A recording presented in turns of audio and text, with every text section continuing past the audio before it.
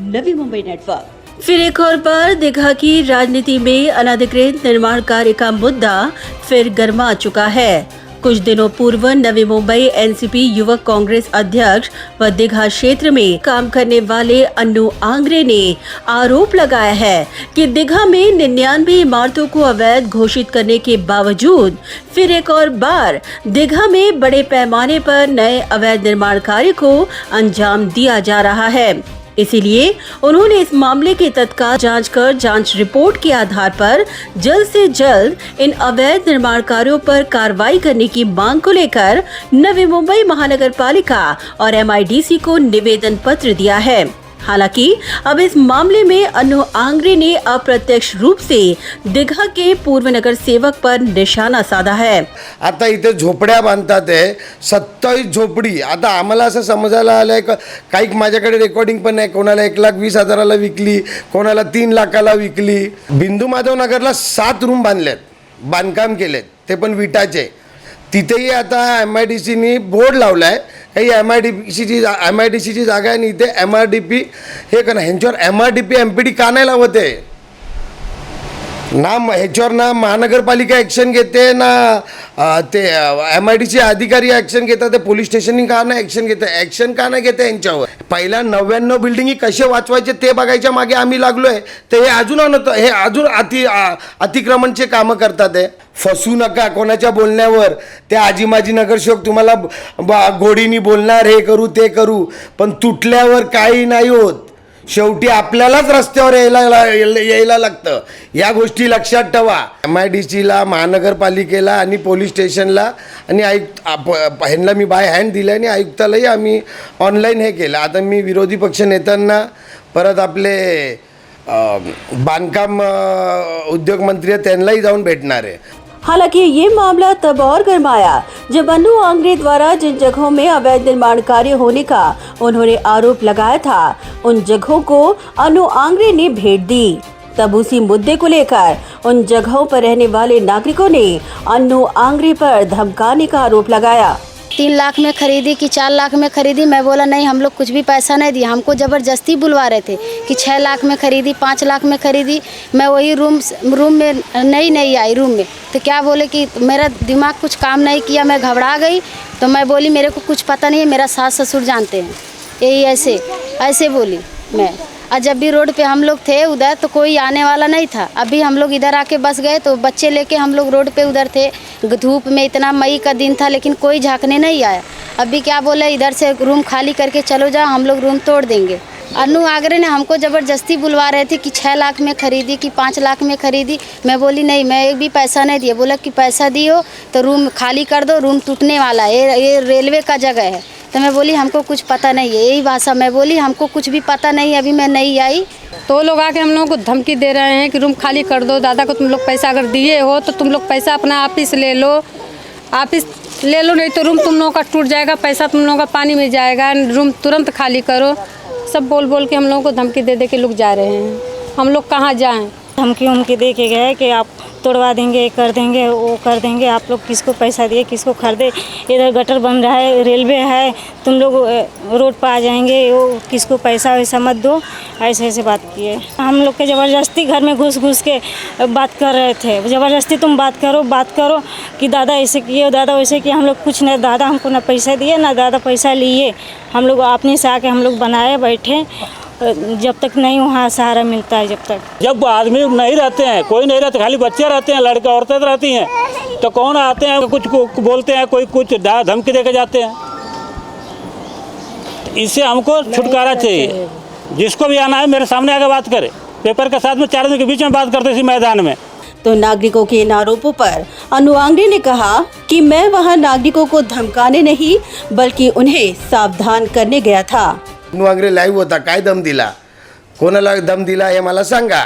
जेव्हा आम्ही तिकडे गेलो, आम्ही त्यांना विचारलं, आम्ही कोणाला दम नाही दिला। माझं बोलणंच असे, काय दम द्यायची मला कोणाला गरज पडतच नाही। आणि मी दम कशाला देऊ?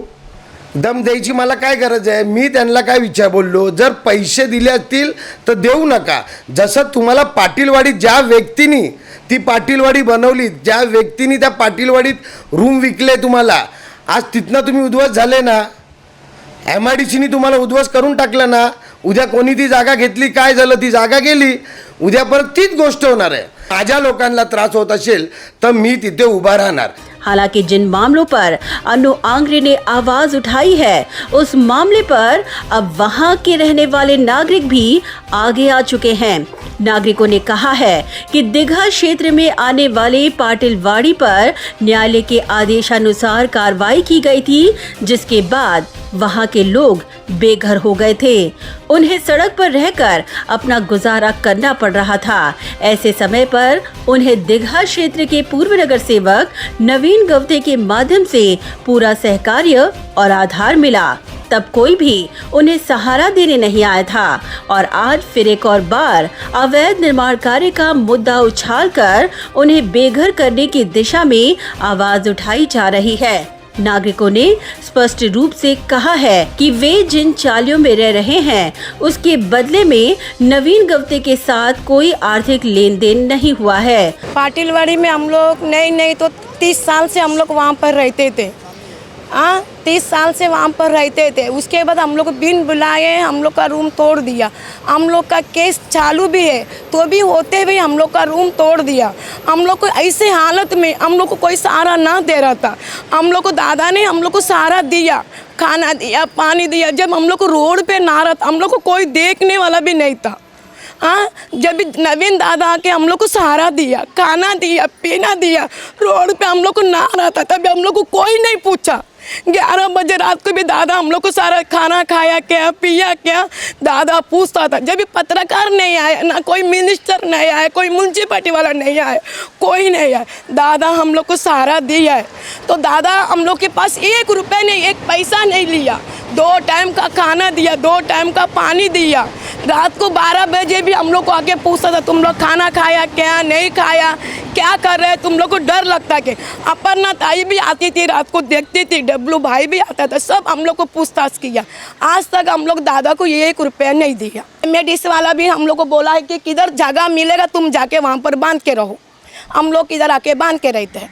1 महीने का बच्चे लेके हम लोग रोड पे सो रहे थे, बैठ रहे थे. कोई पूछने नहीं आया कि तुम लोग कैसे खा रहे हो, कैसे पी रहे हो, कैसे हो, कैसे नहीं हो, तुम लोगों को कुछ मदद चाहिए या नहीं चाहिए. जब हम लोग यहाँ आके बना के रहने लगे, या नहीं गौते साहब हमको दिए ठिकान रहने के लिए कि यहाँ छोटा छोटा बच्चे लेके तुम लोग रोड पे हो. इतना दिन हम लोग रोड पर खाए पिए नहाए, कोई पूछने तक नहीं आया. रूम टूट गया, तुम लोग धूप में जल रहा है, मल रहा है, कोई नहीं पूछने आया. दादा ने हम लोग को खाना दिया, पानी दिया, हम लोग रोड पर नहाए, रोड पर कपड़ा बदली किए, कोई नहीं पूछने आया. कोई मीडिया नहीं आया, कोई नगर सेवक नहीं आया, खाली दादा ने हमको सहारा दिया. 95 का पुरावा लेके, ग्राम पंचायत का भी पावती लेके, उसके पहले के पाटिलवाड़ी हम लोग को बसा था, वहाँ हम लोग रहते थे. 2001 में पाटिलवाड़ी तोड़ दिया गया. तब से मैं कम से कम मंत्रालय के हर मंत्री के पास में गया हूँ खुद. उसका लेटर मेरे पास है. हम लोग मंत्रालय का हर जगह कर लिया, सब कुछ राजनीति कर लिया, सब कुछ हार ले गए. कोर्ट तक हम लोग गए, कोर्ट तक हम लोग केस चालू है. हम लोग कौन सा गुनाह किए हैं? क्या बसना गुनाह है? सर्वे निकालना गुनाह है? मांग हमारी ये है कि कोई, जब हमारे झोपड़ा 12 मई को जब जो टूटा, 12 मई से ना कोई मीडिया गया, ना कोई नेता गया, ना कोई मंत्री गया, ना कोई मंत्री गया, ना कोई संतरी गया हमको पूछने के लिए कि तुम लोग, तुम्हारे बच्चे कैसे हैं, तुम लोग कैसे, क्यों तू यहाँ टूट गया. जब नवीन गौते ने, माननीय हमारे नवीन गौते ने जाके हमारे बच्चों को दूध, बिस्किट, खाना, पानी, चाय तीनों टाइम दिया, जब उतना सब कुछ करके 1 महीना तक रेगुलर दिए, उनके अथक प्रयास से सबसे मीटिंग करके, बातचीत करके हम लोग को बोले कि कैसे कैसे करके तुमको चलो एडजस्ट मैं करता हूँ. हम लोग अपना यहाँ जगह एडजस्ट देखे, हम लोग बोले ठीक है चलो 2-4 महीना 2-4 साल के लिए हम लोग यहाँ रूम बना कर रहेंगे. जैसे हमारा केस फाइनल हो जाएगा हम लोग चले जाएंगे, क्योंकि हमारी जो सरकार दे रही है, तुम्हें तो झोपड़ा में रहने की क्या जरूरत है हमको. ब्यूरो रिपोर्ट, नवीन नेटवर्क.